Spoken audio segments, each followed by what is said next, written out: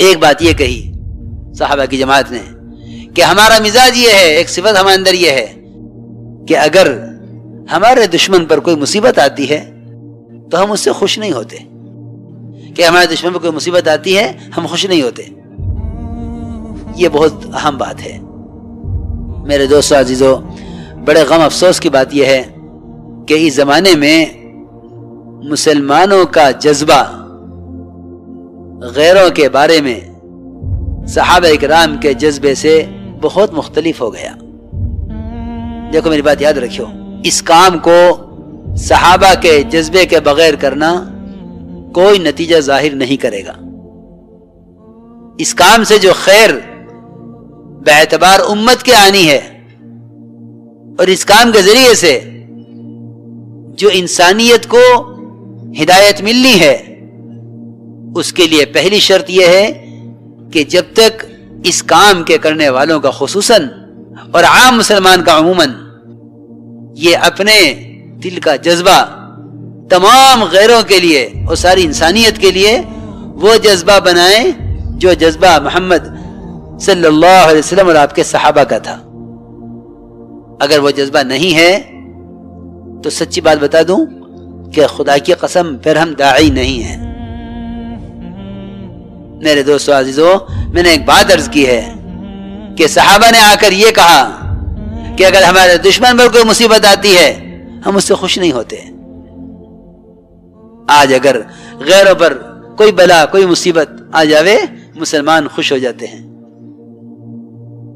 اس کا مطلب یہ ہے کہ ہمارے دلوں میں انسانیت کے لیے وہ غم نہیں ہے جو صحابہ کے دلوں میں تھا، اور ہمارا غیروں کے ساتھ وہ معاملہ نہیں ہے جو معاملہ صحابہ کا تھا کہ مشرک بیڑیوں میں بندھا ہوا ہے، لاؤ دسترخوان اس کے قریب بچھا لو، جس کے ہاتھ میں کوئی نرم روٹی آوے وہ سب سے پہلے مشرک کو دے، ہمارا مہمان ہے، ہمارا مہمان پہلے اس کو دو. اللہ اکبر. ایسا مشرک اسلام کیوں نہ لاوے کہ جو جس کی جان کے مالک بنے ہوئے ہیں خبر نہیں قتل کریں گے یا فدیہ لے کر چھوڑیں گے، وہ ایسا اکرام کرے کہ ایسا مشرک اسلام کیوں نہ قبول کرے. میرے دوستو عزیزو، اب ہمارے فیصلے ہونے لگے ہیں قوم اور دوست اور متعلقین کے اعتبار سے. جب ایسے فیصلے ہوں گے تو اللہ تعالی ایسے لوگوں کو انسانیت کی ہدایت کا ذریعہ نہیں بنائیں گے. حاکم بنتے ہو اس شرط پر حاکم بنائیں گے جو ہم کہیں گے وہ کرنا ہوگا. قاضی بنتے ہو تو اس شرط پر قاضی بنائیں گے جو ہم کہیں گے وہ کرنا ہوگا. نہیں، غیروں کے اسلام میں آنے کا راستہ یہ نہیں ہے. اگر حق غیر مسلم کا ہے تو مسلمان کے خلاف فیصلہ کرنا ہوگا. اگر حق غیر مسلم کا ہے تو مسلمان کے خلاف فیصلہ کرنا ہوگا. اگر نجات چاہتے ہو دیکھو تو صحیح، حضرت علی رضی اللہ تعالیٰ عنہ کا جھگڑا ایک غیر مسلم سے، یہودی سے. یہودی کہتا ہے ذرا میری ہے، حضرت علی فرماتے ہیں میری ہے، چلو قاضی کے پاس. قاضی کے پاس گئے. قاضی شریح وہ حضرت علی کو دے کے کھڑے ہو گئے. امیر المومنین آپ کیسے؟ تشریف لائیے، کیا حکم ہے، کیا خدمت ہے؟ سوچتا ہوگا یہودی تو یہاں کہاں پھنس گیا، ان کا بنایا ہوا قاضی ہے، ان کی خدمت کے لیے کھڑا ہو گیا ہے، اب تیرے حق میں کیا فیصلہ ہوگا؟ علی رضی اللہ تعالیٰ عنہ کو بٹھایا قاضی نے اپنی کرسی پر، جج کی کرسی پر حضرت علی بیٹھے اور قاضی نیچے بیٹھا یہودی کے برابر میں، اور نیچے بیٹھ کے پوچھا مومنین کیا حکم ہے؟ فرمایا زرا میری ہے. اور حضرت علی جھوٹ نہیں بول سکتے، زرا میری ہے. قاضی نے کہا گواہ بتائیے، کہ گواہ میرا بیٹا حسن گواہی دے گا.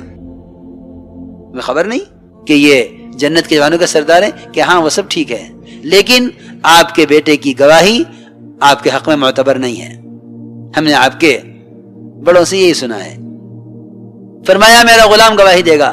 قمبر قاضی نے کہا کہ اکیلے غلام کی گواہی معتبر نہیں ہے. جی ہاں، یہودی اور قاضی ساتھ بیٹھے ہوئے ہیں نیچے زمین پر، امیر المومنین جج کی کرسی پر بیٹھے ہوئے ہیں. اتنے بڑا اعزاز دے کر بھی قاضی نے فیصلہ یہ کیا کہ امیر المومنین زرا آپ کو نہیں مل سکتی، زرا یہودی کی ہے.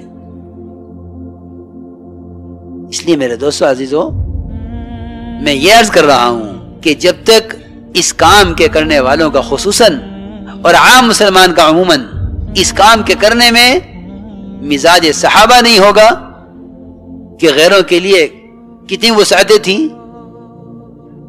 وہ تو پکی پکی بات یہ ہے کہ جب تک مسلمان خود دین میں نمونہ نہیں بنے گا نہ یہ ہدایت پا سکتا ہے نہ یہ دوسرے کی ہدایت کا ذریعہ بن سکتا ہے.